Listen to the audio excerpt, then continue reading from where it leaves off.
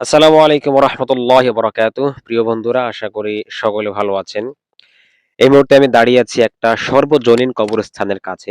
আপনারা দেখতেই পাচ্ছেন কবরস্থান, এখানে একটা সর্বজনীন কবরস্থান।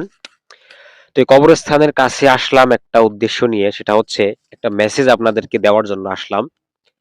যেহেতু আমরা মুসলিম, আমাদের একদিন মৃত্যুবরণ করতে হবে এবং এই কবরে আমাদের একদিন শুতে হবে। আমরা না চাইলেও আমাদের প্রতিবেশী, আমাদের প্রিয়জনরা এই কবরের মধ্যে কিন্তু আমাদের শায়িত করে দিবেন। তো কবরে যখন আমরা চলে আসব, কবরের পথিক হওয়ার আগে আমাদের আমল যেন আল্লাহ পাক রব্বুল আলামিন সকলকে ভালো করার তৌফিক দান করেন, আমিন। তো যেটা বলার জন্য আমি ভিডিওটা করছি সেটা হচ্ছে, এই কবরের সামনে দিয়ে যখন আমরা হাঁটাচলা করব বা কবরের যখন কাছাকাছি আসব, তো সেক্ষেত্রে আমাদের একটা দোয়া আছে। এই দোয়াটা আমাদের পড়তে হয়। এই দোয়াটা আমরা অনেকে দোয়াটা জানি, আবার অনেকে দোয়াটা জানি না, আবার অনেকে জেনেও পড়ি না, আমল করি না। তো এই দোয়াটা পড়া উচিত।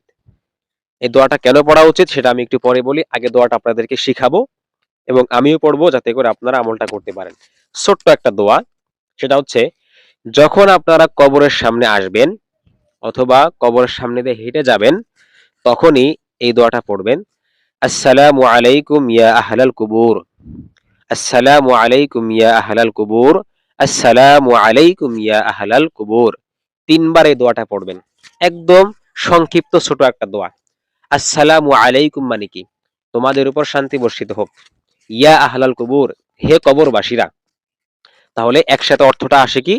হে কবরবাসীরা, তোমাদের উপর শান্তি বর্ষিত হোক। যখন আপনি এই দোয়াটা করবেন, আপনি যখন মারা যাবেন, আপনার কবরের সামনে দিয়েও যখন মানুষ এই দোয়াটা করবে, আল্লাহ পাক কিন্তু আপনার কবরের মধ্যে অবশ্যই অবশ্যই শান্তি বর্ষণ করবেন।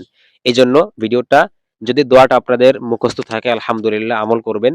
আর যদি মুখস্থ না থাকে, তাহলে আমি আরো একবার বলছি, অথবা আপনারা ভিডিওটা সেভ করে রাখতে পারেন, বা চাইলে বারবার দেখে দোয়াটা মুখস্থ করবেন। দোয়াটা আমি আরেকবার পড়ছি। দোয়াটা হচ্ছে, আসসালামু আলাইকুম ইয়া আহলাল কুবুর, আসসালামু আলাইকুম ইয়া আহলাল কুবুর, আসসালামু আলাইকুম ইয়া আহলাল কুবুর। আল্লাহ পাক রব্বুল আলামিন আমাদের সকলকে আমল করার তৌফিক দান করুন। এই কবর, এই কবর প্রতিনিয়ত আমাদেরকে ডাকেন। কি বলেন জানেন? কবর বলে যে, আমি আমি কোনো ধনী গরিব, কোনো সুন্দর কালো, আমি কোনো ব্যক্তিকে চিনি না। আমি আমল চিনি। যার আমল যত সুন্দর হবে, যার আমল যত ভালো হবে, আমি কবর তার জন্য তত আসান হব, সহজ হয়ে যাব। আর যার আমল যত খারাপ হবে, আমি কবর তার জন্য অনেক ভয়ঙ্কর হয়ে যাব। কবর প্রতিনিয়ত আমাদেরকে বলেন। আল্লাহ পাক রব্বুল আলামিন আমাদের সকলকে এই কবরের পথের পথিক হওয়ার আগে আমাদের আমল ভালো হওয়ার তৌফিক দান করুক।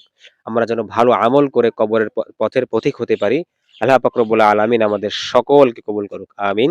আসসালামু আলাইকুম ওয়া রাহমাতুল্লাহি ওয়া বারাকাতুহু।